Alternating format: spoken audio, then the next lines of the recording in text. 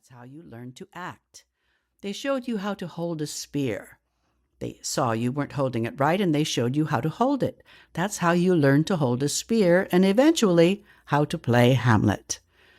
You are not so lucky. You only think you are because you've been fed dreams of actors being discovered at drugstore counters. But even if that dream did come true, if you shot right to the top, you'd be the poorer actor for never learning how to hold that spear. And you'd never know why either. Carrying a spear makes you a different person. You have to see what it means to carry a spear at that time. Today, there's no reason to carry a spear, or no longer the same reason. In other times, there were extremely important reasons for it and for doing it right. Was it for a great ceremony? Was it for warfare? You must understand those reasons. This is the essence of our job as actors. Today, you can start not holding the spear, but on top. Today, we have instant actors. You can start by being the lead. You can start anywhere they want you to start. This is an absolutely new phenomenon. Nobody took you out of a drugstore and said, "Play D'Artagnan." You were in a company. You played a young man. Maybe you played an old man. You played a little comedy, a little drama. Nobody who played Falstaff could also play Romeo. By being in such a company, everyone found his scale. Today's actors don't have this priceless resource. You and your scale are an unknown quantity. The only way you can learn your scale, that you can learn your job quickly, because that is what acting demands of you today, is through a studio, a school. Now, there is a certain snobism today that says you don't learn acting by acting. They think you have to learn acting in a classroom. Well, I learned acting by acting, but that's over. There are people who travel the country by covered wagon. That's over too. The classroom is not ideal, but it's all you have. And so here you are. You're here to learn a tradition that goes back 2 millennia.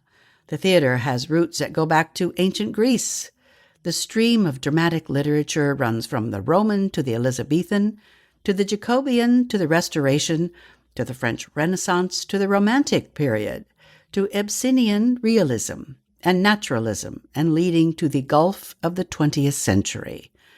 The tradition embraces all the regional and national characteristics, all the languages, all the shifting, changing styles, the different periods of time, the different levels of society, the mores and morals of passing years, the cut of clothing from generation to generation, the different furnitures, the very sound of the music in the air, the evolution that has changed the earthenware mug into a paper drinking cup.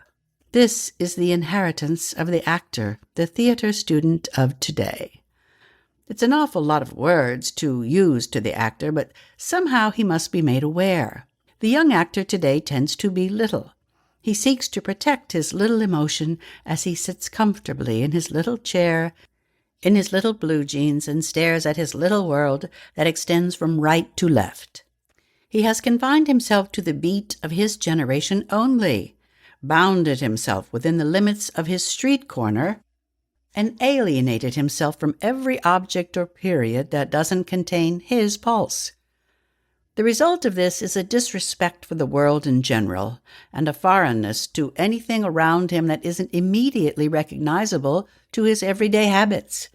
He has even begun to lose perspective on what his own assets and faults are, because he has nothing to measure these things against.